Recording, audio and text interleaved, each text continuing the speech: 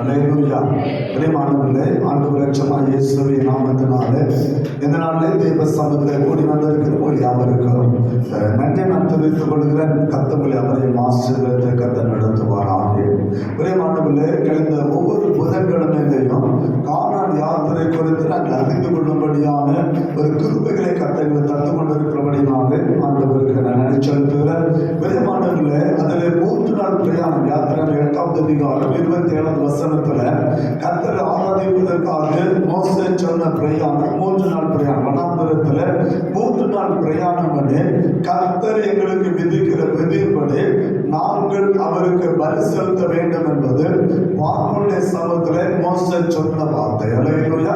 வனாந்தரத்திலே 3 நாள் பிரயாணம் பண்ணி கர்த்தராகிய தேவனுக்கு அவர் என்ன விதிக்கிறாரோ அதன்படியே நாங்கள் பலி செலுத்த வேண்டும் என்பது மோசே சொன்ன ஒரு மகிமையான ஒரு காரியம்.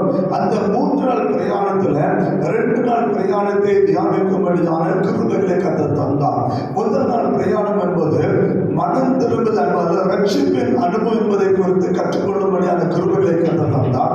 2வது நாள் பிரயாணம் என்பது அதை ஞானஸ்நானத்தை குறிக்கிற ஒரு அடையாளம். ஏனென்று சொன்னால் 1 கொரிந்தியர் 10வது அதிகாரம் 1 முதல் நீங்கள் 5 வரை உள்ள வசனத்தை வாசிக்கும் போது இஸ்ரவேல் ஜனங்கள் பேப்டிசம் என்கிற அந்த நிலைமைக்குள்ளே கடந்து போனார்கள். அவர்கள் பிரியமானவர்களே, சமுத்திரத்தினாலும் மேகத்தினாலும் அவர்கள் ஞானஸ்நானம் பண்ணப்பட்டார்கள் சொல்லி 1 கொரிந்தியர் 10வது அதிகாரம் 1, 2, 3, 4 வசனங்கள் வாசிக்கும் போது இதை அறிந்து கொள்ள முடியும். அதுவே 2வது நாள் பிரயாணம்.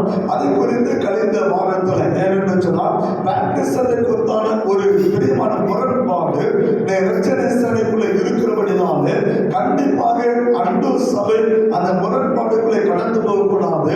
தெளிவான உபதேசத்தை நீங்கள் புரிந்து கொள்ள வேண்டும் என்பதை குறித்து கழிந்த வாரத்தில் நான் உங்களோடு கூட தெளிவாக நம்ம ரட்சணேசனுடைய பிரியமான டாக்டரின் நமக்கு என்ன சொல்லுகிறது, நம்முடைய ரட்சணேசன உடன்பாடு என்ன, அதை குறித்து நமக்கு என்ன சொல்லும் என்பதை குறித்து தெளிவாக நம்முடைய ரட்சணேசனுடைய ஆதார புஸ்தகத்தோடு நான் உங்களோடு கூட பகிர்ந்து கொள்ளுகிற ஒரு பெரிய பாக்கியத்தை கர்த்தர் தந்தார். அல்லேலூயா. அதற்காக ஆண்டவருக்கு நான் நன்றி செலுத்துகிறேன். ஒரு காரியத்தை பதிவு பண்ணி இன்றைக்கு நம்முடைய பேப்டிசத்தை குறித்த நம்முடைய விசுவாசம் என்ன, எனக்கு ஞானஸ்நானத்தை குறித்த நம்முடைய விசுவாசம் என்ன என்பதை குறித்து நான் சில காரியங்களை வேத ஆதாரத்தோடு உங்களுக்கு நான் பதிவு செய்யும்படியாக இருக்கிறேன். ஆவியானவர் வசனத்தின் மூலமாக நம்மோடு கூட இடைப்படுவாராக. கழிந்த புதன்கிழமையில யோவான் 3வது அதிகாரம் 3, 5 ஆகிய 2 வசனத்தை கொண்டு சில காரியங்களை தெளிவாக ஜனங்களுக்கு போதிக்கும்படியான கிருபைகளை கர்த்தர் தந்தார். அநேகர் அந்த வசனங்களுக்கு தெளிவாக தேவை என்று சொன்னபடினாலே வருகிற வாரத்தில் மீண்டும் அந்த செய்தியை உங்களுக்கு நான் கொண்டு வர நான் விரும்புகிறேன். அல்லேலூயா. ஏன்னா வேதமாக 2 காரியத்தை பதிவுகிறது. யோவான் 3வது அதிகாரத்துல 3வது வசனம் சொல்ல ஒருவர் மறுபடியும் பிறவாவிட்டால் தேவ ராஜ்யத்தை காண மாட்டான். அதான் முதலாவது. 5வது வசனம் சொல்ல ஜலத்தினால் ஆவியினால் பிறவாவிட்டால் தேவ ராஜ்யத்துக்குள்ளே நுழைய மாட்டான். அப்ப அந்த ஜலம்னா என்ன? ஒரு குழப்பம், ஒரு பெரிய ஒரு குழப்பம் இன்றைக்கு சபை நடுவில் உருவாகி கொண்டிருக்கிறது. அநேக மற்ற சபையில் சொல்லுகிறது பேப்டிசம் ஞானஸ்நானம் எடுக்காம ஒருவர் பரலோகத்துக்கு போக முடியாது என்று சொல்லி இந்த ஒரே ஒரு வசனத்தை மட்டும் தான் அவங்க கோடிட்டு காண்பித்துக் கொண்டே இருப்பார்கள். அல்லேலூயா. அந்த ஜலம்னா என்ன? அந்த ஜனம்னா என்ன? கழிந்த புதன்கிழமையில தெளிவான உபதேசத்தை நான் சபைக்கு கொண்டு வந்தேன். யூடியூப்ல நான் கொண்டு வரல, ஏன்னா அது நம்ம சபைக்கு தேவை. பிரியமான இந்த இடத்துல தான் வழியாற்றும்போது அதை நான் பிரசங்கித்தபடினாக அதை யூடியூப்ல நான் கொண்டு வரல. வருகிற வாரத்தை சபையில நான் பிரசங்கித்து அதை மீண்டும் யூடியூப்ல நான் கொண்டு வரும்படியாக இருக்கிறேன். கழிந்த வாரத்தை பேப்டிசத்தை குறித்து பேசினது யூடியூப்ல நான் போட்டிருக்கிறேன். நீங்க அதை தெளிவாக நீங்கள் கேட்டால் நீங்க அதை குறித்து அறிந்து கொள்ள முடியும். சேனையுடைய கோட்பாடு என்ன? நம்முடைய பழைய கமிஷனர் ஜேம்ஸ் ஐயா அவர்கள், பிரியமானவர்களே, நம்முடைய மாகாண கல்வி அவர்கள் ஒரு சாக்கிரமம் என்கிற ஒரு புஸ்தகத்தை வெளியிட்டார்கள். கழிந்த வாரத்தை அந்த புஸ்தகத்தை நான் உங்களுக்கு காண்பித்தேன், ஒரிஜினல் காப்பி.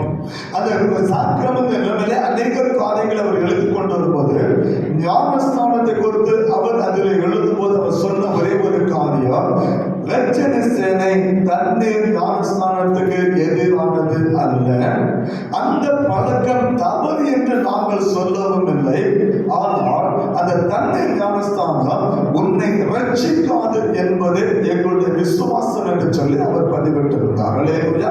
பாப்டிசம் எடுக்கக்கூடாது, கொடுக்கக்கூடாதுங்கிற சட்டம் வில்லியம் முத்தையாவுடைய காலம் முதல் இந்த நாள் வரலும் நம்ம ரட்சணை சேனையிலே அது இல்லை என்பதை நான் பதிவிட்டுக் கொள்கிறேன். நம்ம தான் சொன்னோம் பாப்டிசம் கிடையாது, எடுக்கக்கூடாதுன்னு சொன்னேன். ஆனா சேனையில அப்படிப்பட்ட ஒரு சட்டம் இன்றைக்கு நம்ம ரட்சணை சேனையில இல்லை. இருந்திருக்குமானால் தண்ணீர் ஞானஸ்தானம் ரட்சணை சேனை எதிரானது என்று சொல்லி நம்முடைய கமிஷனர் ஜேம்ஸ் ஐயா அவர்கள் பதிவிட்டிருப்பார்கள். ஆனா அவர்கள் பதிவிட என்ன சொல்கிறது? ரட்சணை சேனையானது தண்ணீர் ஞானஸ்தானத்துக்கு எதிரானது அல்ல. வேணா அந்த காப்பில உங்களுக்கு பிரிண்ட் போட்டு நான் தாரேன், நீங்க வைத்துக் கொள்ளலாம். ரட்சணை சேனை தண்ணீர் ஞானஸ்தானத்துக்கு அது எதிரானதல்ல. அந்த பழக்கம் தவறு என்று நாங்கள் சொல்லவும் இல்லை. ரட்சணை சேனை அது எடுப்பது தவறு, அது எடுக்கக்கூடாதுன்னு சொல்ல, அந்த ரட்சிப்புக்கு அதனால எந்த பிரயோஜனம் இல்லை என்பதை குறித்து அவர் பதிவிட்டிருந்தார். அது உண்மையான ஒரு சம்பவம். ரட்சிப்பு தண்ணியினால் உருவாகிற காரியம் இல்லை, அது ரத்தத்தினால் உருவாகிற மகிமையான ஒரு அனுபவம். அல்லேலூயா. ரட்சிப்பு என்பது தண்ணியினால் உருவாகிறது அல்ல, அது கல்வாரி ரத்தத்தினால் உருவாகிற ஒரு அனுபவம். அதை சேனையானது ஏற்றுக்கொள்கிறது. இன்னொரு புத்தகத்தை நான் கொண்டு வந்தேன், ரட்சணை சேனை ஹேண்ட்புக் ஆஃப் டாக்டரின், நம்முடைய விசுவாச அறிக்கை. ரட்சணை சேனையுடைய விசுவாச அறிக்கைங்கிற புத்தகத்தை, ஒரிஜினல் புத்தகத்தை உங்களுக்கு காண்பித்தேன். அந்த புத்தகத்திலே பிரியமானவர்களே எழுதப்பட்ட ஒரு காரியம். அந்த புத்தகத்திலே பேஜ் கூட 30வது பக்கம் பாயிண்ட் 4வது பாயிண்ட் 300வது பக்கம், மன்னித்துக் கொள்ளுங்கள். ரட்சணை சேனை ஹேண்ட்புக் ஆஃப் டாக்டரின் புத்தகத்திலே 300வது பக்கம் 4வது பாயிண்ட் என்ன சொன்னா, ரட்சிக்கப்பட்டவர்கள். நல்லா புரிந்து கொள்ளுங்கள். நம்முடைய ரட்சணை சேனை டாக்டர் சொல்லுகிறது, ரட்சிக்கப்பட்ட ஒரு ஜனம் அல்லது நான் அல்லது நீங்கள் ஒரு இடத்தில் பிரயாணப்படும் போது இருவர் சபை, அங்கே ரட்சணை சேனை சபை இல்லை, அன்றைக்கு ஒரு ஆராதனை நடைபெறுகிறது. ஆராதனை பங்கு கொள்ள வேண்டும். நீங்கள் ஒரு சபைக்குள்ளே கடந்து செல்லுகிறீர்கள். அது எந்த சபையாக வேணாலும் இருக்கலாம். அந்த சபையிலே அன்றைக்கு திருவிருந்து ஆராதனை நடந்து கொண்டு இருக்குமானால், அந்த சபையில திருவிருந்து ஆராதனை நடந்து கொண்டுமானால், நம்ம சொன்னா அவர்கள் அவ்வாறு செய்ய விரும்பினால் மற்றும் சபை அனுமதித்தால் அந்த திருவிருந்து ஆராதனை நீங்கள் பங்கு கொள்ளலாம். அல்லேலூயா. நீங்க புரிஞ்சுக்கணும், தவறான உபதேசம் சேனைக்குள்ள வரக்கூடாது. நம்முடைய சேனைக்குள்ள டாக்டர் ஒரிஜினல் புக் என்ன இருக்கு வேண்டாம், உங்களுக்கு நான் பதிவிட்டு நான் தருகிறேன். சேனையுடைய புஸ்தகம் நமக்கு டாக்டர் நமக்கு சொல்லுகிற காரியம். திருமணத்துக்கும் பிரியமானவர்களே நம்முடைய ஞானஸ்தானத்துக்கு ரட்சணை சேனை ஒரு நாளும் தடை விதித்ததில்லை. அப்படி ஒரு பழக்கம், தவறான ஒரு பழக்கம் சேனையில கிடையாது என்று சொல்லி சேனை எங்கமே பதிவிடவில்லை. எனவே தான் கடந்த வாரத்தில் பாப்டிசம் ஏன் எடுக்க வேண்டும் என்று சொல்லி ஒரு 7 விதமான காரியங்களை வேத ஆதாரத்தோடு உங்களோடு கூட பகிர்ந்து கொள்ளுகிற ஒரு கிருபைகளை தந்தால் அந்த 7 காரியங்களை யூடியூப்ல நீங்க போட்டிருக்கிற, நீங்க அந்த மெசேஜை கேட்டீங்கன்னா உங்களுக்கு புரியும். அதை சொல்வதற்கு இப்பொழுது நேரம் இல்லை. எனவே பிரியமானவர்களே, அதுவே அதனுடைய காரணமாக இருக்கிறது என்பதை குறித்தும், யார் பாப்டிசம் எடுக்க வேண்டும், யார் அதற்கு தகுதியுள்ளவர் என்று சொல்லி 2 காரியத்தை நான் சொன்னேன். ஒன்று பாவத்தை அறிக்கின்ற ஜனம், 2வது இயேசுவை அறிக்கை பண்ணுகிற ஜனம். அல்லேலூயா. 2 ஜனமும் அந்த ஞானஸ்தானத்துக்கு தகுதியுள்ள ஜனம் என்பதை குறித்து வேதத்தின் மூலமாக உங்களோடு கூட பகிர்ந்து கொள்கிற கிருபைகளை தந்தபடினாலே ஆண்டவருக்கு நான் நன்றி செலுத்துகிறேன். இன்றைக்கு ரட்சணை சேனையாகிய நம்முடைய விசுவாசம் என்ன? இந்த ஞானஸ்தானத்தை குறித்து, இந்த திருவிருந்தை குறித்து நம்முடைய விசுவாசம் என்ன? சேனை நமக்கு என்ன கற்றுக் கொடுக்கிறது? அப்படியானால் சேனையில ஆராதிக்கிற நாம் தவறான ஒரு ஆராதனை நாம் செலுத்திக் கொண்டிருக்கிறோமா? வேதத்தின் வழியாக சில காரியங்களை நாம் தெளிவுபடுத்திக் கொள்ளும்படியாக இருக்கிறோம். ஆவியானவர் நம்மோடு கூட இடைப்படுவாராக. கடந்த வாரத்துல பாப்டிசத்தை குறித்து நான் சொல்லும் போது ஒரு வசனத்தை நீங்கள் தலையில வச்சிருக்கணும்னு சொன்னேன். என்ன வசனம் தெரியுமா? ஒரு நாள் அதை மறக்க கூடாது. ஏன்னா நம்முடைய காரியம் தெரியுமா, சொல்லக்கூடிய வசனத்தை மறந்துடுவோம். ஏதோ ஒண்ணு நம்ம பிடிச்சிட்டு நம்ம நிற்போம். கடந்த வாரத்தை நான் தெளிவா சொன்னேன். ஒரே ஒரு வசனம் சொன்னேன், வசனத்தை மறக்க கூடாது, மண்டையில வச்சுக்காருன்னு சொன்னேன். என்ன காரியம் தெரியுமா? என்ன வசனம் தெரியுமா? என்ன வசனம் தெரியுமா? ஒன்று தெரியல. ஏன்னா அதை மையமாக வைத்து நம்ம ரட்சனை செல்ல விசுவாசத்தை நாம் அறிந்து கொள்ளும்படியாக இருக்கிறோம். ரட்சனை செல்ல கர்த்தர் ஆராதிக்கிற நீங்களும் நானும் ஆண்டவரை எப்படி ஆராதிக்கிறோம், நம்முடைய ஆராதனை முறை என்ன என்பதை குறித்து நாம் அறிந்து கொள்ளும்படியாக இருக்கிறோம். ஒரே வசந்தம் நான் சொல்லுங்க, இந்த வசந்தம் மட்டும் உங்க தலையில நல்லா ஏற்றி வச்சுக்கணும்னு சொன்னேன். என்ன வசனம் தெரியுமா? போன ஞாயிற்றுக்கிழமை என்ன சம்பவம் ஊருக்கு நடந்து உலகத்தில் நடந்து கேட்டா அழகா சொல்லுவோம். ஐயோ இப்படியா, அங்க போனா அது நடந்து, இங்க போனா இது நடந்து, கேட்டுலாம் விதமான விஷயம் பார்த்துக்க நானே போனேன்னு பேசுவோம். ஆனா குறையா சொன்ன மண்டை வசனம் மண்டையில் இன்னைக்கு இல்லை. நம்ம ப்ராப்ளமே தான், வசனத்தை மண்டையில் வைக்க மாட்டோம். யாராவது ஒரு ஆள் இடையில கொலை போடுவாங்க, அதை கேட்டுட்டு அதோட சோலை முடிச்சுட்டு இருப்போம். அந்த சொன்ன சேனல் சபைக்கு விரோதமானது. ரட்சனை சேர்ந்து இப்படிப்பட்ட உபதேசமே இல்லை, சேனல் இப்படிப்பட்ட வசனமே இல்லை. சொல்லுதான் தெளிவான காரியம். சொல்லுங்க, வசனம் மண்டல நின்னாதான் எந்த ஊழியக்கான சேவை குறைச்சினாலும் சேவை உபதேசம் சரியான உபதேசம் நம்ம நிற்க முடியும். அதை நிற்க கற்றுக்கொள்ளணும், தடுமாறக்கூடாது. நம்முடைய வில்லிபுத்தேவன் எழுதின நம்முடைய செயலுடைய காரியம் தவறானதல்ல, அது சரியான ஒரு காரணம்.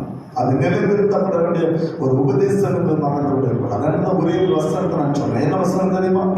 வாசிக்கலாம். 1 பேதுரு 3வது அதிகாரம். திரும்பவும் சொல்ல இந்த வசனத்தை மண்டையில் வச்சுக்கிறோம். 1 பேதுரு 3வது அதிகாரம் 21வது வசனம். அதற்கு ஒப்பனையான ஞான ஸ்நானமானது சரீர அழுக்கை நீக்கிற மாம்ச அழுக்கை நீக்கிறதா இராமல் தேவனை பற்றும் நல் மனசாட்சியின் உடன்படிக்கையாக இருந்து இப்பொழுது நம்மையும் இயேசு கிறிஸ்துவின் உயிர்த்தெழுதலினாலே அது ரட்சிக்கிறது என்று வேதம் சொல்லுது. ஞானஸ்தானமானது நல் மனசாட்சியின் உடன்படிக்கை. போன சொல்லுதானே இல்லையா? இதை மண்ணில் வச்சுக்க சொன்னா இல்லையா? இது என்னது? பேப்டிசம்னா என்ன? பேப்டிசம்னா என்ன? நல் மனசாட்சியின் உடன்படிக்கை அல்ல. அல்லேலூயா. நல்ல மண்ணில் வச்சுக்கணும். ஏன்னா நான் உடன்படிக்கைக்கு சொந்தமானவர்கள். அல்லேலூயா. நல் மனசாட்சி உடன்படிக்கை வித்தியாசம், அதை புரிஞ்சுக்கணும். நாம் உடன்படிக்கைக்கு நாம் சொந்தக்காரர்கள். இங்கே ஞானஸ்தானத்தை குறித்து வேதம் சொல்லுது, அது நல் மனசாட்சி உடன்படிக்கை. அதாவது நான் ரட்சிக்கப்பட்டிருக்கிறேன், நான் பரிசுத்தமாக்கப்பட்டிருக்கேன் என்பதனுடைய அடையாளம் பிராக்டிஸமே தவிர அது உடன்படிக்கை அல்ல. அல்லேலூயா. அல்லேலூயா. அது உடன்படிக்கை அல்ல. தெளிவுபடுத்திக் கொள்ள வேண்டும். வசனத்தை தெளிவாக கவனிக்கும்படியாக அன்போடு நான் கேட்டுக்கொள்கிறேன்.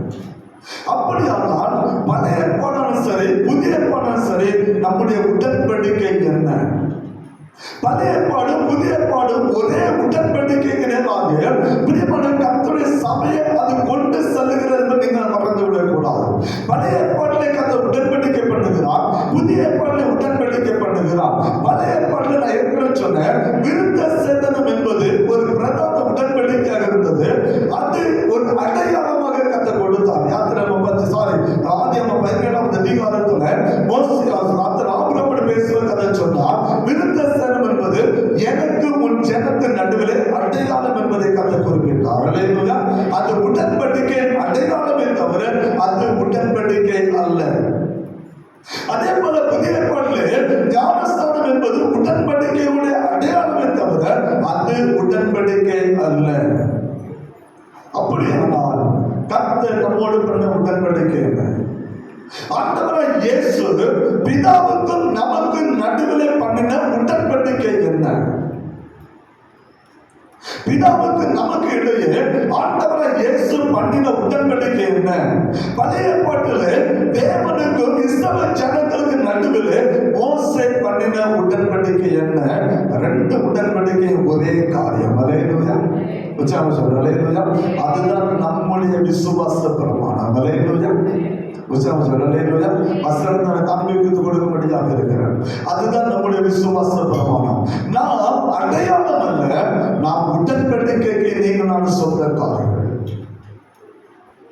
நாம் அடையாளத்தை விசுவாசிக்கவில்லை, அந்த அடையாளத்தை காரணமாக இருக்கிற உடன்படிக்கை நீங்கள் நான் விசுவாசிக்கிறவர்கள். அல்லேலூயா.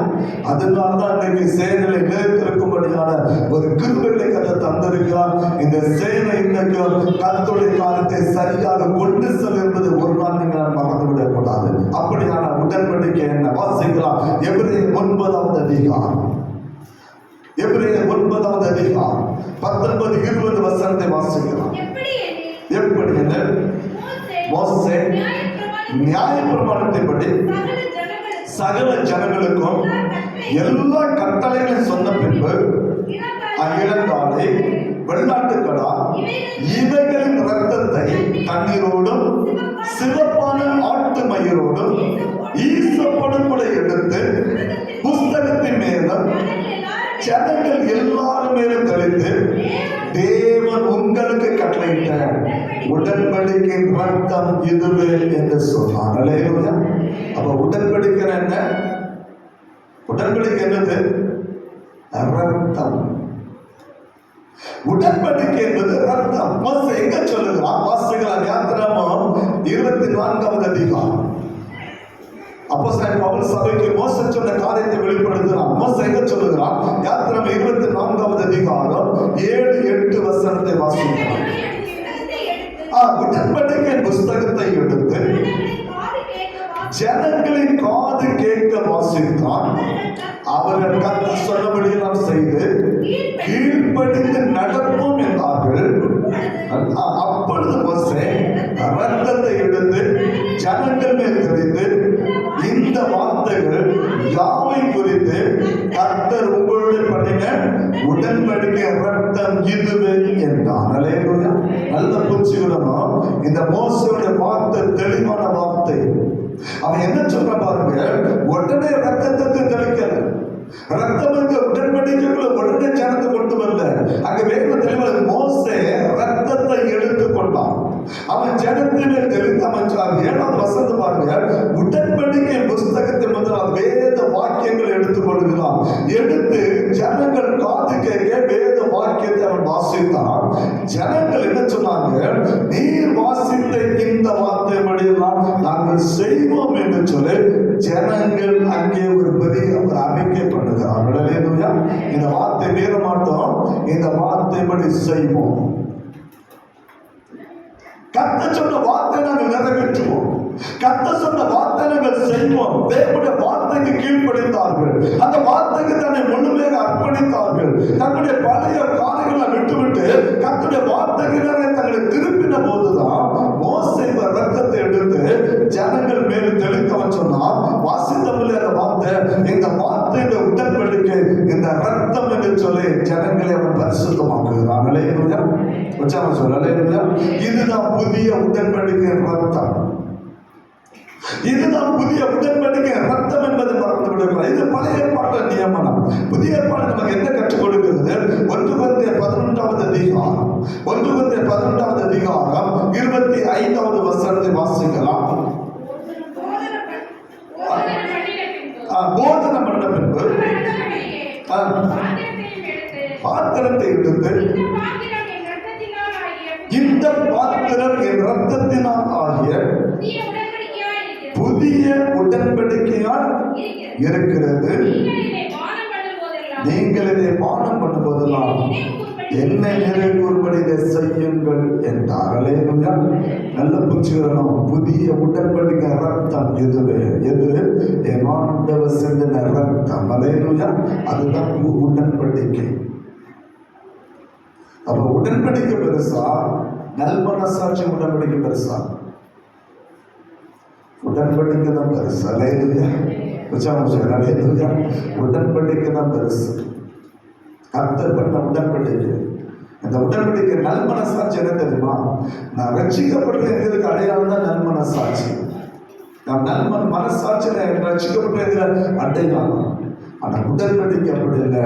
தேவனுக்கும் எனக்கும் நடுவில் நடக்கிற காரியம். அலையிலுயா. பரலோகத்து தேவனுக்கும் எனக்கு நடுவில் நடக்கிற காரியம் உடன்படிக்கை. அந்த உடன்படிக்கை எதனால் நடக்குதுன்னு சொன்னா என் ஆண்டவராக இயேசுவின் ரத்தத்தினால். அலையிலுயா. உற்சாகம் அலையிலுயா. அது அவங்க ரத்தத்தினால் நடக்கிற ஒரு மகா பெரிய ஒரு காரியம். எனவே தான் ரட்சக சில ஒரு பாடல் உண்டு. என்ன பாடல்? ஆனந்த ஆனந்த முன்னைகள் சேனைத அல்லேலூயா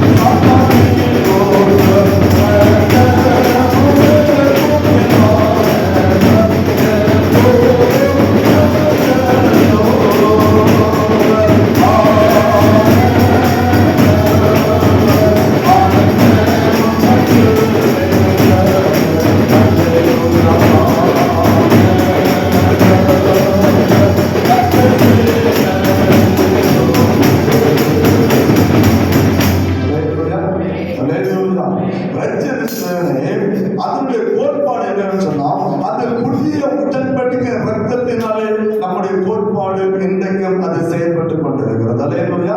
அது நல்மனசாட்சியின் கோட்பாடு அல்ல, அது உடன்படிக்கையினுடைய கோட்பாட்டுக்குள்ளே அது நிற்கிறது. எனவே தான் சேனையானது ரத்தத்தை கல்வாரி சொல்வையில் அது மையமாக கொண்டு தன்னுடைய காரியத்தை அது செயல்படுத்திக் கொண்டிருக்கிறது. நீங்கள் நான் மறந்து விடக்கூடாது. அல்லேலூயா. இங்கேதான் ஒரு காரியத்தை நாம் கற்றுக்கொள்ள ஒரு 4 காரியத்தை சுருக்கமாக நம்ம நடுவில் வைக்க விரும்புகிறேன். முதலாவது, இந்த பேப்டிசத்தை குறித்து அப்போஸ்தலன் பவுலுடைய உபதேசம் என்ன? ஞானஸ்நானத்தை குறித்து பவுலுடைய உபதேசம் என்ன?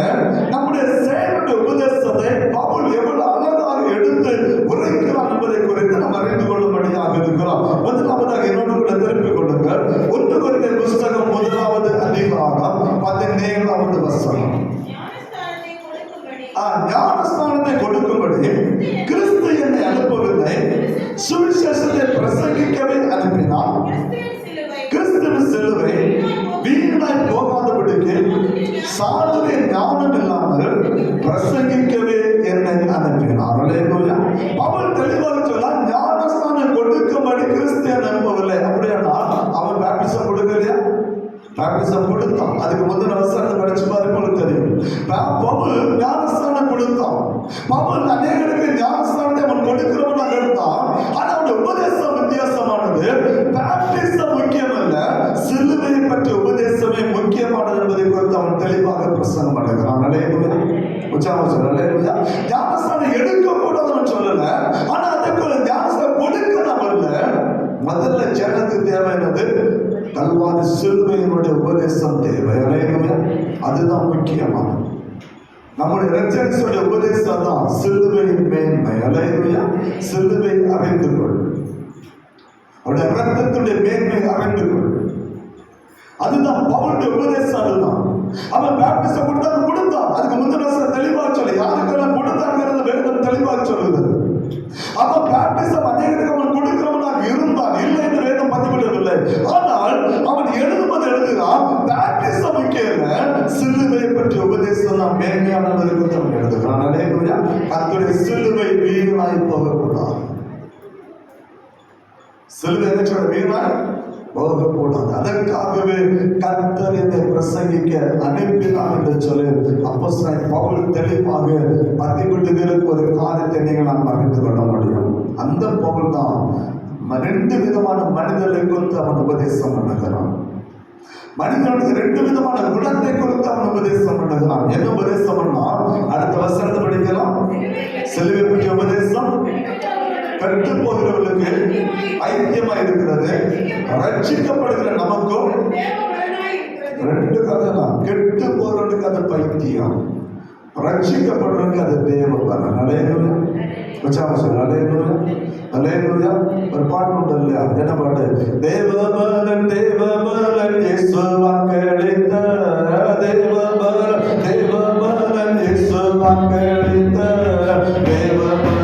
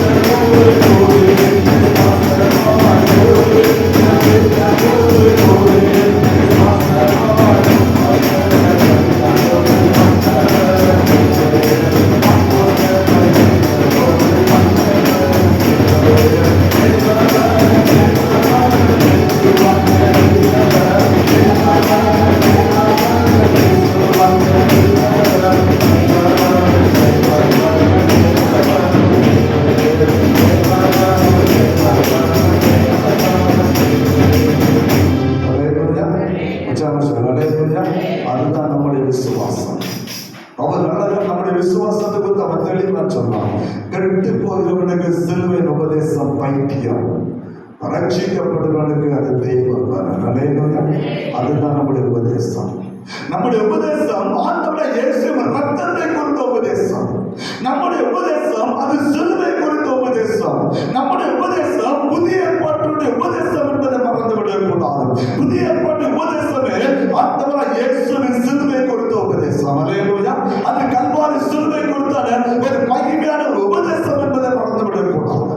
எனவே பவுல் எழுதுகிறார், பாப்டிசம் முக்கியம் அல்ல, சிலுவை பற்றிய உபதேசம் முக்கியம். அது ஒரு நாளும் அழிந்து போகக்கூடாது. அந்த சுவிசேஷத்தை பற்றிய உபதேசம் ஒரு நாளும் சபை விட்டு ஒழிந்து போகக்கூடாது. அதற்காகவே கர்த்தர் என்னை நியமித்து வைத்திருக்கிறார். அந்த சுவிசேஷத்தை நான் பிரசங்கித்து வாழ்கிறேன். ஆனா கெட்டு போகிறவனுக்கு அது பைத்தியமாக இருக்கிறது, ரட்சிக்கப்படுவனுக்கு அது தேவ பலனாக இருக்கிறது. அல்லேலூயா. அதைத்தான் நம்ம சபையில பார்த்தோம். சிலுவை உபதேசத்தை ஏற்றுக்கொண்டவன் சபையிலே சேர்க்கப்படுகிறான். சிலுவை உபதாசீனப்படுத்துகிறவன் அவன் ஆலயத்துக்குள்ளே இருக்கிறான். அல்லேலூயா. அவன் சபைக்குள்ள போக முடியாது. அப்போ தேவ சபைக்கும் நமக்கு நடுவே இருப்பது கல்வாரி சிலுவை மாத்திரம். அதுதான் நம்முடைய விசுவாசம். அதுதான் செய்யுடைய விசுவாசம். தெளிவா புரிந்து கொள்ளணும். மற்றவங்க சொன்னாங்க அந்த உலக சொன்ன இந்த குழப்பக்கூடாது. தெளிவா புரிந்து வச்சுக்கிறோம். நீங்க அந்த தெளிவு இல்லாதனால்தான் நம்ம மக்கள் இடறி போறாங்க. எந்த உபதேசம் முக்கியம் சொல்லி நினைச்சல தெரியல. பாப்டிசத்தை முக்கியத்துவப்படுத்துறாங்க. ஆனா பவுல் பாப்டிசத்தை முக்கியப்படுத்தல. சபைகளை உருவாக்கினவன், ஆண்டவனுக்காக ஓடினவன், ஆண்டவனுக்காக நின்றவன், ஆண்டவனுக்காக ரத்த சாட்சியை மறித்தவன் எழுதுகிறான். சிலுவை மாத்திரமே மேன்மை என்பதை குறித்து அவன் வெளிப்படுத்துகிறான். அல்லேலூயா. சிலுவை ஒன்றே மேன்மையானது. அந்த சிலுவை ஒன்றே நம்ம ரட்சிக்கும், அந்த சிலுவை ஒன்றே நம்ம நடத்தும் என்பதை குறித்து அவன் தெளிவாக எழுதுகிறான். ஏன்னா எல்லாம் சிலுவைக்குள்ளே அடங்கியிருக்கிறத மறந்துவிடக் கூடாது. எனவேதான் பவுல் சொன்னார் 2 கொரிந்தியர் 4வது அதிகாரம் 3வது வசனத்தை வாசிக்கும் போது பவுல் ஒரு காரியத்தை எழுதுகிறார். எங்கள் சுவிசேஷம் மறைபொருளாக இருந்தால் கெட்டு போகிறவர்களுக்கு, சுவிசேஷம் என்ன? சிலுவை பற்றி உபதேசம். அல்லேலூயா. அவன் எழுதுகிறான், சுவிசேஷத்தை பற்றி உபதேசம் மறைபொருளாக இருந்திருக்குமானால் அது கெட்டு போகிறவர்களுக்கு மட்டுமே அது மறைபொருளாக இருக்கும். அப்படியானால் சிலுவை பற்றி உபதேசம் இன்றைக்கு மறைபொருள் அல்ல, அது வெளியரங்கமாக இருக்கிற மகிமையான ஒரு சாட்சி. அல்லேலூயா. அல்லேலூயா. சிலுவை பற்றி உபதேசம் ஒரு சாட்சி. அந்த சிலுவை பற்றி உபதேசத்துக்காக தான் 2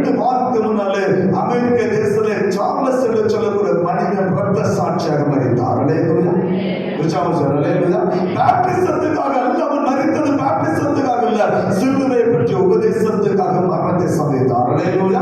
அமெரிக்க தேசத்துல பாவத்தை எடுத்து உரைத்தான். அமெரிக்க தேசம் என்னென்ன பாவத்தில் இருக்கிறது என்பதை குறித்து தெளிவாக அவர் சிலுவை பற்றி பிரசங்கம் பண்ணினார். அது சிலுவைக்கு எதிரானது. அமெரிக்க தேசம் சிலுவைக்கு எதிராக செயல்படுகிற ஒரு காரியம். அது என்னென்ன பாவம் செய்கிறதோ அந்த பாவத்தை அவர் பட்டியலிட்டார். அதை கெட்டு போகிறவன், அந்த சிலுவையை பைத்தியம் என்கிற ஒரு மனிதன் அவரை சுட்டு கொண்டு போட்டான். ஆனால் அவரோ எனக்கு தேவ ராஜ்யத்தில் என்னை பிரவேசித்திருப்பார். அவருடைய உபதேசம் இன்றைக்கு அமெரிக்க தேசத்தை அசைத்து கொண்டுதான் இருக்கிறது. அந்த சார்லஸ் பண்ண அந்த சிலுவை பற்றிய உபதேசம் பெரியமானவர்களே, அது அநேக மாணவர்கள் மத்தியில் அது எழுப்புதலை கொண்டு வந்தது. அநேக மாணவர்கள் அந்த சிலுவைக்கு தான் அர்ப்பணித்து தேவ பலனாக மாறினார்கள். அதுதான் ரட்சனை செய்த ஆரம்ப காலகட்டத்தில் மத்தியில் செய்தது. பாவத்துக்கு அடிமைந்த ஜனங்கள், அக்கிரமத்துக்கு அடிமைந்த ஜனங்கள், தீண்டாமைங்கிற நிலைமைக்குள்ள ஜனங்கள், அந்த ஜனத்துக்கு முதலாவது ரட்சனை கொண்டு வந்தது சிலுவையை பற்றிய உபதேசம். அந்த உபதேசத்தை ஜனங்கள் தன்னை அர்ப்பணித்தார்கள். அந்த உபதேசத்தை ஜனங்கள் தன்னை முற்றிலும் ஒப்பு கொடுத்தார்கள். அந்த உபதேசத்தை ஒப்பு கொடுத்த பாவத்திலிருந்து ஜனங்கள் விடுதலையாக்கப்பட்டார்கள். ஆரம்ப காலத்தில் ஒரு பெரிய எழுப்புதல் உருவானது. அந்த எழுப்புதலின் மூலமாக உருவானதுதான் ரட்சனை சேனை என்பதை நீங்கள் மறந்து விடக்கூடாது.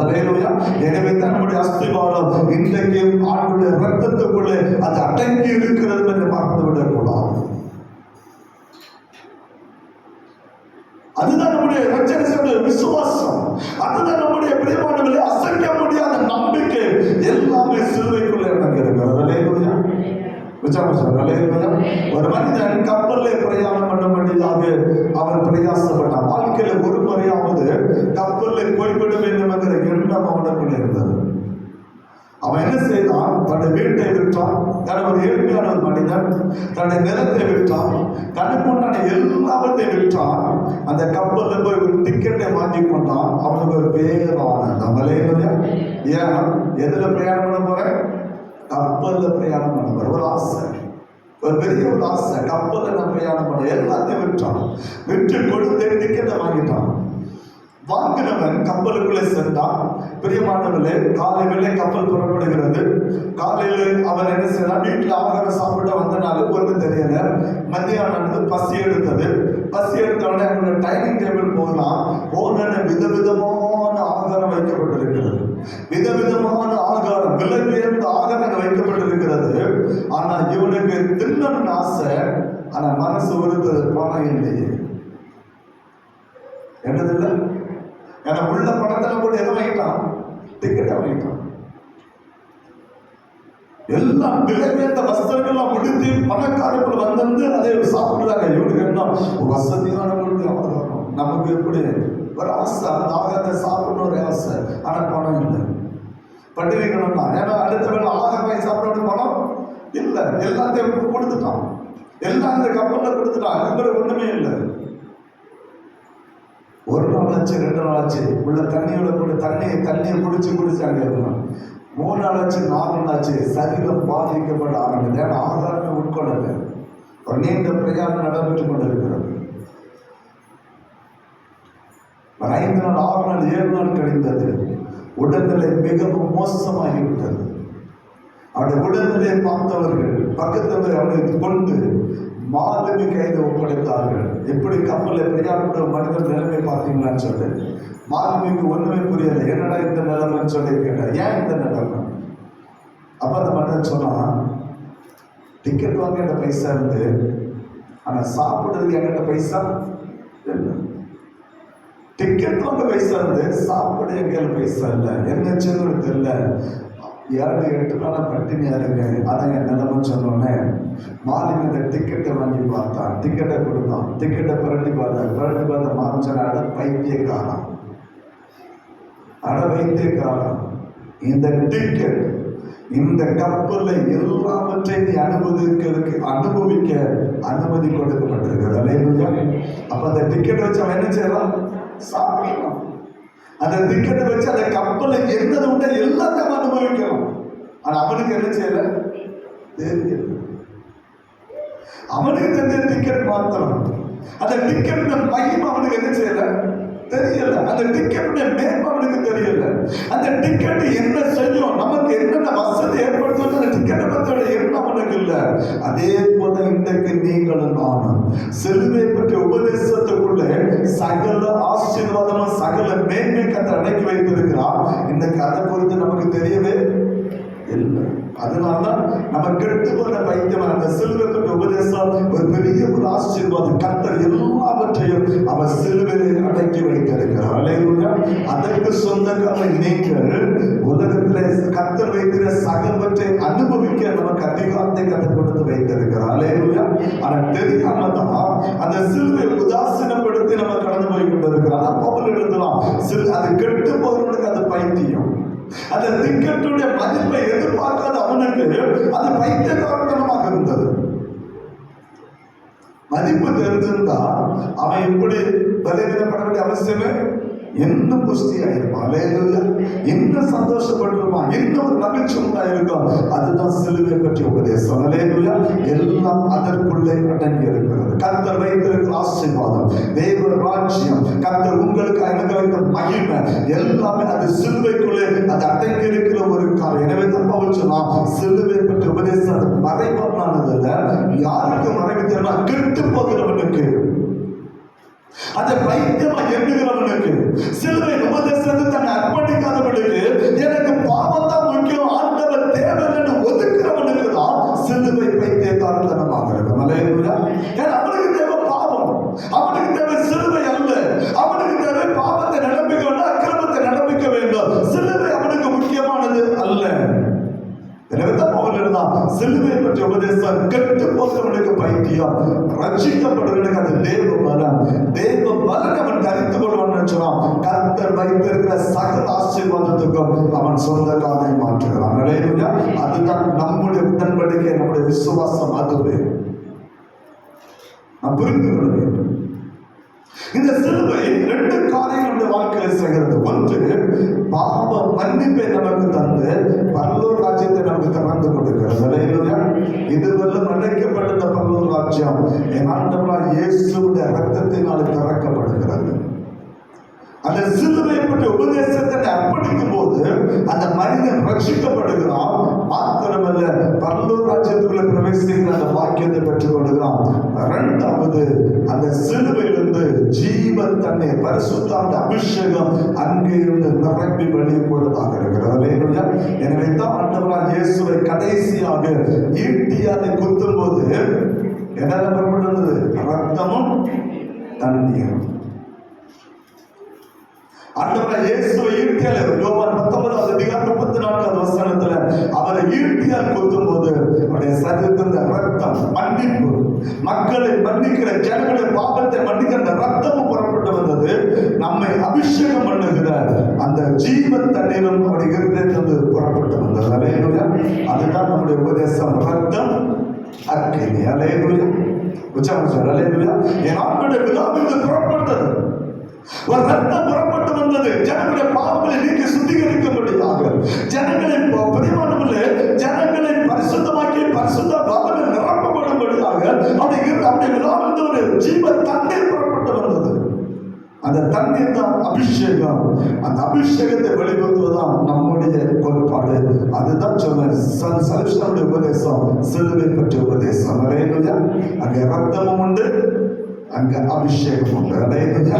அந்த ரத்தம் உண்டு, அபிஷேகம் உண்டு. அந்த ரெண்டுமே ஆண்டவராகிய இயேசுவின் பிதாவிலிருந்து புறப்பட்ட ஒரு காரியம். அது புறப்பட்ட இடம் சிலுவை. அந்த சிலுவை உபதேசம் தான் நம்முடைய உபதேசம், நம்முடைய விசுவாசம் என்பதை மறந்துவிடக் கூடாது. சரி, பேப்டிசம் எடுக்க தகுதி உள்ளவன் யார்? அந்த பேப்டிசத்தை நம்மை தகுதிப்படுத்துவது சிலுவை என்பதை மறந்துவிடக் கூடாது. அது மூன்று விதமான காரியங்கள். அதான் ஆரம்பத்தில் சொன்னேன், எடுக்கக்கூடாது, கொடுக்கக்கூடாது சலிஷான உபதேசம் அல்ல. நம்முடைய உபதேசம் சிலுவைக்கு உன்னை அர்ப்பணித்தவனாய் மாறு என்பது. அல்லேலூயா. சிலுவைக்கு உன்னை ஒப்பு கொடுக்க வேண்டும் என்பது நம்முடைய உபதேசம். அதுவே நம்முடைய ரட்சகருடைய உபதேசமாக இருக்கிறத மறந்துவிடக் கூடாது. இந்த சிலுவை என்ன நமக்கு கற்றுக் கொடுக்கிற காரியம் என்ன? முதல்ல என்ன தெரியுமா? வாசிக்கலாம், ரோமர் 6:6. சிலுவை நம்ம காண்பித்துக் கொடுக்கிறார். ரோமர் 6வது அதிகாரம் 4வது வசனத்தை வாசிக்கலாம். மேலும் பிதாவின் மகிமையினாலே கிறிஸ்து மரித்தோரிலிருந்து எழுப்பப்பட்டது போல நாமும் புதிதான ஜீவனுள்ளவர்களாகி நடந்து கொள்ளும்படிக்கு அவருடைய மரணத்துக்குள்ளாக ஞானஸ்நானத்தினாலே கிறிஸ்துவுடனே கூட எதனால ஞானஸ்நானத்தினாலே கிறிஸ்துவுடனே கூட வசனம் அப்படித்தானே சொல்லுது. இது நடக்கிற இடம். நான் 8வது வசனத்தை திரும்ப வாசிக்கலாம். கிறிஸ்துவுடனே கூட நாம் மரித்தோமானால் அவருடனே கூட பிழைத்து நிற்போம் என்று இது நான் சொன்ன பேப்டிசம் அடையாளம். இங்க பேப்டிசம் ஞானஸ்தானம் ஒரு கிறிஸ்துவுடனே கூட அடக்கம் பண்ண வருகிறார். 8வது வசனம் சொல்ல அவரோடு கூட அடக்கம் பண்ணப்பட்டால் அவரோடு கூட எழுந்திருப்போம். அல்லேலூயா. இது நடக்கிற இடம் எங்க? அதுதான் நம்முடைய உபதேசம். அல்லேலூயா. நம்ம உபதேசம் உடன்படிக்கை 6வது வசனத்தை வாசிக்கலாம். நாம் இனி பாவத்தை செய்யாதபடிக்கு பாவ சரீரம் ஒழிந்து போகும் பொருட்டாக நம்முடைய பழைய மனுஷன் அவரோடு கூட சிலுவையில் அறையப்பட்டதென்று பாவ சரீரம் ஒழிந்து போகும் பொருட்டாக நம்முடைய பழைய மனுஷன் சிலுவையில் அறையப்பட வேண்டும். அல்லேலூயா. சிலுவையில் அறையப்படாம பிராக்டிஸும் இல்லை, எடுக்கக்கூடாது. மரணம் ஒரு ஆவிக்குரிய மரணத்தை கொண்டு வேதனை நம்ம கற்றுக்கொள்ளும். முதலாவது சிலுவை என்பது ஒரு ஆவிக்குரிய மரணத்தை நம்முடைய வாழ்க்கையில் கொண்டு வருகிறது. என்ன மரணம்? பாவத்துக்கு சென்று நீதிக்கு பிழைத்திருக்கும்படியான ஒரு பெரிய காரியத்தை சிலுவை நமக்கு செய்து தருகிறது. அல்லேலூயா. இங்க பேப்டிசம் என்பது வேதம் சொல்லுது ஒரு கிறிஸ்துவுடனே கூட அடக்கம், அதாவது கிறிஸ்துவுடனே கூட மரிக்க வேண்டும். அந்த பேப்டிசம் எடுக்கும் போது அவன் கிறிஸ்துவுடனே கூட உயிர்த்தெழுகிறான். இது நடக்கிற இடம். கல்வாரி சிலுவை என்பதை மறந்துவிடக் கூடாது. எனவே தான் உடன்படிக்கை முக்கியம் சொன்ன பேப்டிசம் என்பது அடையாளம் மாத்திரமே. அல்லேலூயா. வேதத்தை தெளிவாக புரிந்த இன்னும் தெளிவாக படிக்க சொன்னா 1 பேரின் புஸ்தகத்தை திருப்பி கொள்ளலாம். 1 பேரின் புஸ்தகத்தை திருப்பி கொள்ளலாம்.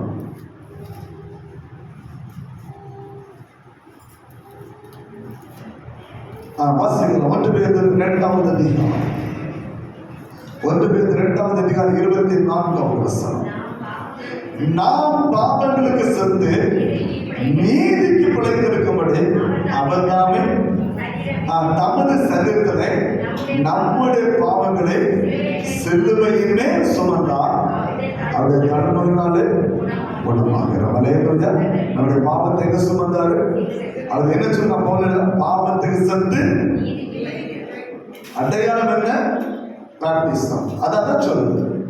கிறிஸ்துவுக்கு அடக்கம் பண்ணப்பட்டு அவரோட கூட எழுத பாவத்துக்கு சென்று நீதி அடையாளம். ஆனா நடக்கிற இடம் எங்க?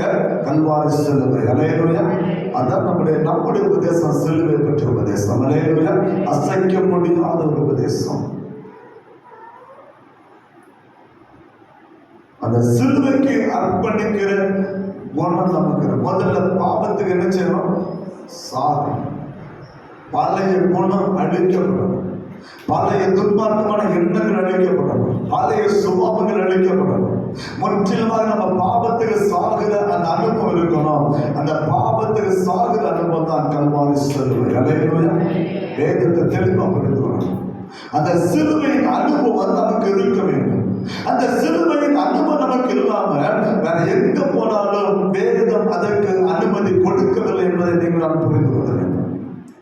அதான் பாவத்துக்கு சாகுற அனுபவம், அது கல்வாரி சிலுவை நடக்கிற ஒரு மகிமையான ஒரு அனுபவம்.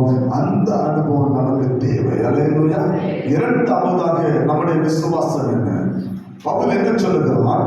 கலாத்தியர் 2வது அதிகாரம் 20வது வசனத்தை வாசிக்கிறோம். 2வதாக கலாத்தியர் 2வது அதிகாரம் 20வது வசனத்தை வாசிக்கிறோம். கிறிஸ்துவுடனே கூட என்ன செய்தேன்? சிலுவையில் அறையப்பட்டேன், ஆயிரம் பிழைத்திருக்கிறேன். இனி நான் அல்ல, கிறிஸ்துவே போதும். வேதம் சொல்லுது கிறிஸ்துவுடனே கூட சிலுவையில் அறையப்படுகிற அந்த அனுபவம். பைபிள் சொல்லுது சிலுவையில் அறையப்படுகிற அனுபவம். அவன் சொன்னான், கிறிஸ்துவுடனே கூட சிலுவையில் அறையப்பட்ட ஆயிரம் பிழைத்திருக்கிறேன். சிலுவையிலே அறையப்படுகிற அனுபவம். அப்படியானா சிலுவையில் என்னதெல்லாம் அறையணும்? சிலுவையில் அறைய வேண்டிய காரியம் என்ன? கலந்தர் 5வது அதிகாரம் 24வது வசனத்தை வாசிக்கிறோம். 1. கிறிஸ்துவுடையவர்கள் தங்கள் மாம்சத்தையும் அதன் ஆசை இச்சைகளையும் என்னெல்லாம் சிலுவையில் அறையணும்? என்னெல்லாம் சிலுவையில் அறையணும்? மாம்சத்தையும் அதன் ஆசை இச்சை எங்க அறையணும்? எங்க அறையணும்? பைபிள் தானே சொல்லுது. அவளை தான் சொன்னா சிலுவையில் அறையப்பட்ட அனுபவத்தை மட்டும்தான். அப்ப சிலுவையில் அறையப்பட்ட அனுபவம் மாம்சமும் அதன் ஆசை இச்சைகள் எங்க அறையப்பட வேண்டும்? சிலுவையில் அறையப்பட வேண்டும். அதுதான் பேப்டிசத்துடைய தகுதி. அந்த சிலுவையில் அறையப்பட்ட மாம்சத்துக்கு என்ன வேத அழகா சொல்லுது. 19, 20, 21 மாம்சத்துக்கு வெளியேறமா இருக்கிறன அவையாவன விபச்சாரம், வேசித்தனம், அசுத்தம், காம விகாரம், விக்கிரக ஆராதனை, பெல்லிசூனியம், பகைகள், விரோதங்கள், வைராக்கியங்கள், கோபங்கள், சண்டைகள், பிரிவினைகள், வார்க்க பேதங்கள், பொறாமை, கொலைகள், வலிகள், களியாட்டுகள் முதலானவர்களை இப்படிப்பட்ட செய்கிறவர்கள் தேவனுடைய ராஜ்யத்தை சுதந்திரிப்பது இல்லை என்று முன்னே நான் சொல்லியிருந்தவர்களை இப்பொழுது உங்களுக்கு அப்ப இவெல்லாம் எங்க அறையப்படணும்? அதனாலதான் சொன்னான் பிராக்டிஸ் எடுத்தவங்க ஒழுங்கா இருக்கணும். ஏன்னா சிலுவையில் அறையப்படவே இல்லை. என்ன சிலுவைக்கு என்ன செய்யல? ஆசை சொன்னார்கள், நான் முங்கிட்டு வந்துட்டேன். பைபிள் சொல்லுது முதல்ல சிலுவையில் அறையப்படுகிற அனுபவம். அல்லேலூயா. சிலுவையில் அறையப்படுகிற அனுபவம். நான் சிலுவையில் அறையப்பட்டேன், ஆனாலும் பிழைத்திருக்கிறேன். அப்ப அவன் சிலுவையில் அறைஞ்சது எதுலாம் தன்னுடைய மாம்சத்தின் ஆசை எல்லாவற்றையும் சிலுவைக்கு ஒப்பு கொடுத்தவன் பவுல். தன்னை முற்றிலுமாக சிலுவைக்கு அர்ப்பணித்த. என்னதான் சொன்னான்? உலகை எனக்கு குப்பன்னு சொன்னான். என் ஆண்டவர் அறிவது எனக்கு தேவை, மீது எதுவும் எனக்கு தேவைன்னு சொல்லு. இயேசுவை அவன் பின்பற்றுகிறவனாய் அவன் மாறினான். அல்லேலூயா. அதுதான் சிலுவையில் அறையப்படுகிற பேப்டிஸ எடுக்கிறவங்க நிறைய பேர் இருப்பீங்க. நான் கேட்கிறேன், இதுல அனுபவம் இந்த மொத்த இது எனக்குள்ள இல்லைன்னு யாராவது சொல்ல முடியுமா? பேப்டிஸ் எடுத்தவங்க உள்ள இருப்பீங்க, எனக்கு தெரியும். இந்த சபைக்குள்ள பேப்டிஸ் எடுத்தவங்களா இருப்பீங்க, எனக்கு தெரியும். மனசாட்சி பிரகாரம் சொன்னோம். ஏன்னா மாம்சத்தை பவுல் சொன்னதுல 19, 20, 21 சொன்ன எல்லாமே சிலுவைக்கு ஒப்பு கொடுத்து சொன்னது எத்தனை பேர் சொல்லுங்க வரும்? இதுல எதுவுமே எனக்குள்ள இல்லைன்னு சொல்லுங்க, எத்தனை பேர் சொல்லுங்க வரும்? அப்ப என்ன பேப்டிசம்? அப்ப யாரை ஏமாத்தணும்? அவதான் சொன்னான் சிலுவையில் அறையப்படுற அனுபவம் எல்லாமே எடுக்காதுன்னு சொன்னான். அதனால அவன் சொன்னான் ஞானஸ்தானம் பெருசு இல்ல, சிலுவை பற்றி உபதேசம் பெருசுன்னு அவன் சொன்னான். இந்த அறையப்பட்ட அனுபவம் இல்லாம பேப்டிசம் எடுத்தால் தேவ கோபாக்கி நம்ம வந்து இறங்கும்.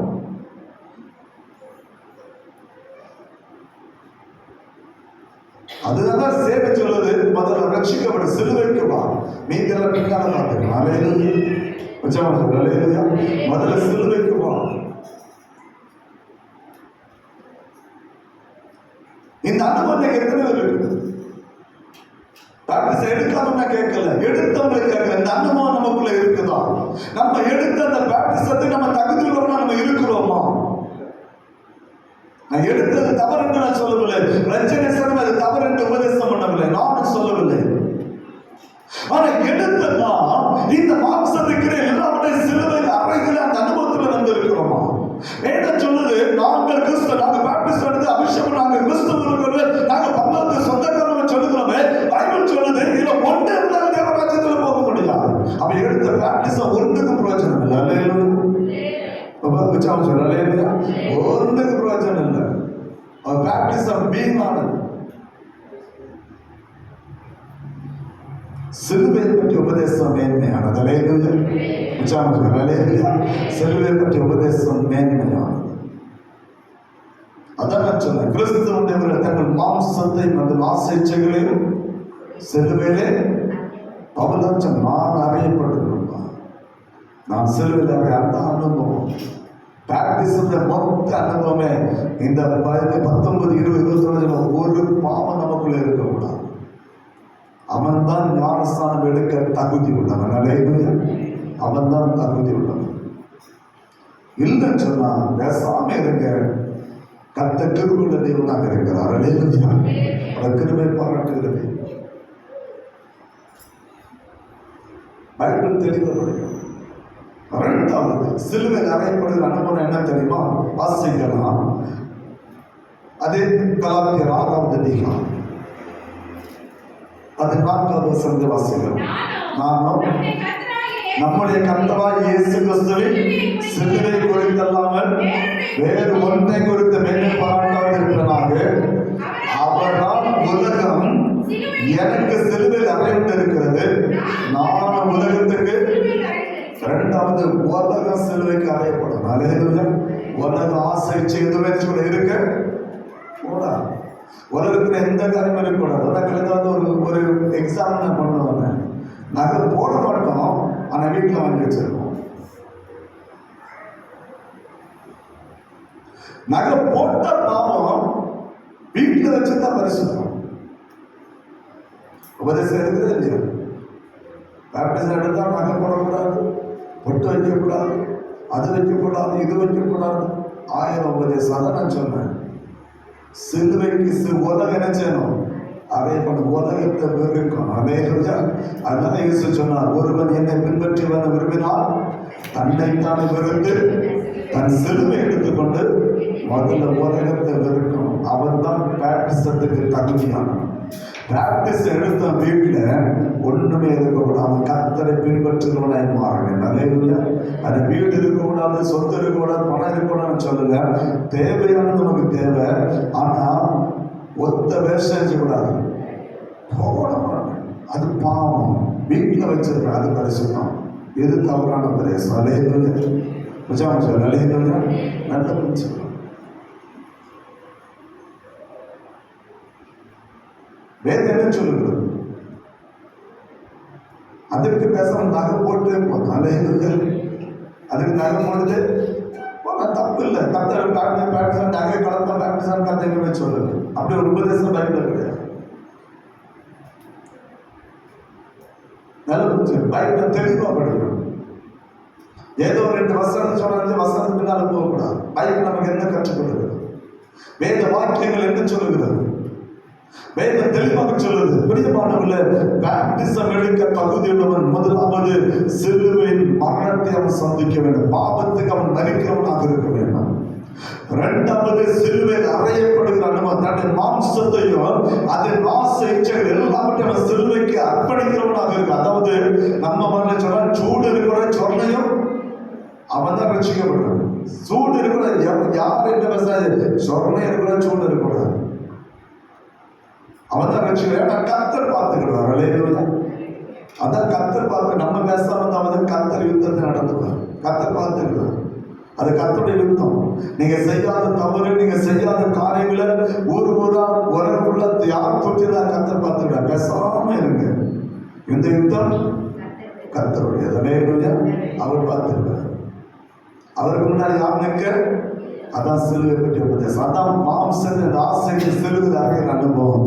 மூணாவது உலகத்துக்கு மறிக்கிற அனுபவம் இருக்கணும். அதுதான் சிலுவை பற்றி உபதேசம். எல்லாம் சிலுவையில் ஒப்பு கொடுக்கப்படணும். தண்ணீர்னால ஒப்பு கொடுக்கக்கூடாது. எங்க ஒப்பு கொடுக்கணும்? அதுதான் நம்முடைய உபதேசம். அல்லேலூயா. உச்சாமசம். அல்லேலூயா. அதுதான் நம்முடைய உபதேசம். சிலுவையில் ஒப்பு கொடு. எல்லாத்தையும் சிலுவைக்கு அர்ப்பணிக்கிறவன் மாற வேண்டும். அதற்கு அடையாளமாக வாழ்ந்தவர் நம்முடைய ஸ்தாபகர் வில்லியம் முத்தையா அவர்கள். அல்லேலூயா. பின்னால் சேன ஊழியக்கான சொல்ல மாட்டேன், ஸ்தாபகர் வில்லியம் முத்தையாவை சொல்றேன். ஏன்னா எல்லாவற்றையும் ஒப்பு கொடுத்தார். பட்டம் பதவின்னு சொல்ல நம்ம குடும்பத்தை யாருக்குமே அவர் வைக்கவில்லை. பிரியமா நல்ல எல்லாரும் கஷ்டப்பட்டார்கள். ஊழியத்தில் தன்னை முற்றிலும் அர்ப்பணித்தார்கள். தனக்கு என்று ஒரு கல்லறை கூட கட்டி வைக்காத ஒரே மனிதர் அப்போஸ்தலர் வில்லியம் முத்தையா அவர்கள். அல்லேலூயா. அவருக்கு இன்னைக்கு ஒரு கல்லறை, ஒரு அடையாளம் கிடையாது. நல்ல புரிஞ்சுங்க. இன்னைக்கு அப்படி இல்லை. சொகுசா வாழ்ந்துருக்கிறார். அல்லேலூயா. நல்ல புரிஞ்சுங்க. அன்னைக்கு அப்படிதான் சிலுவைப்பட்ட உபதேசத்துல உருவாக்கப்பட்ட இந்த ரட்சணை சொன்னேன். அந்த உபதேசம் இன்றைக்கு நிலைத்திருக்கிறது. அதுல நிலைத்திருக்கிற நம்மையும் ஆசீர்வதிக்க கர்த்தர் வல்லமையுள்ள தேவனாக இருக்கிறார். இந்த சிலுவைப்பட்ட உபதேசம் கொடுக்கிற ஆசீர்வாதம் 3 ஆசீர்வாதம். 1, பாவம் மன்னிக்கப்படுகிறது. 1 பேதுரு புத்தகம் 2வது அதிகாரம் 24வது வசனம் சொல்றது பாவம் மன்னிக்கப்படுகிறது. 2வது அந்த சிலுவையினாலே சாபம் மாற்றப்படுகிறது. கலாத்தியர் 3வது அதிகாரம் 13வது வசனம் வாசிக்கமா சொல்றது நம்முடைய பாவம் நம்முடைய சாபம் மாற்றப்படுகிறது. எபிரேயர் 10வது அதிகாரம் 19, 20 வசனத்தின் மூலமாக அந்த சிலுவை பெற்ற உபதேசம் தேவ ராஜ்யத்தை நம்மை கொண்டு போகிறது. அல்லேலூயா. அந்த சிலுவை பெற்ற உபதேசம் நான் சொன்ன 1 பேதுரு 2:24 பாவத்தை மன்னிக்கிறது. பிரியமான கலாத்தியர் 3:13 படி சாபத்தை நீக்கிறது. எபிரேயர் 10:19, 20 படி தேவ ராஜ்யத்தை நம்மை கொண்டு போகிறது. அதுவே நம்முடைய உபதேசம். அதுவே நமக்கு கிடைக்கிற ஒரு காரியமாக இருக்கிறது. அல்லேலூயா. அது தேவ ராஜ்யத்தை கொண்டு போகும். அந்த ரத்தம் நம்முடைய பாவத்தை மன்னிக்கும். அந்த ரத்தம் நம்முடைய சாபத்தை மாற்றும். அந்த ரத்தம் நம்மை உருவாக்கும். அந்த ரத்தம் தேவ ராஜ்யத்தை நம்மை தகுதியுள்ள மாற்றும். அபிஷேகம் ஆண்டவருக்குள்ளே சாட்சியை நிறுத்துகிற அந்த கிருபைகளை நமக்கு தரும். அல்லேலூயா. அதுவே நம்முடைய உபதேசம். அந்த உபதேசத்தை நிலைத்தருங்கள். கர்த்தர் நிச்சயமாக உங்களை ஆசீர்வாதம் நடத்த வல்லமையுள்ள தேவனாக இருக்கிறார். அப்படிப்பட்ட கிருபை கர்த்தர் நமக்கு தரட்டும். கர்த்தர் நடத்த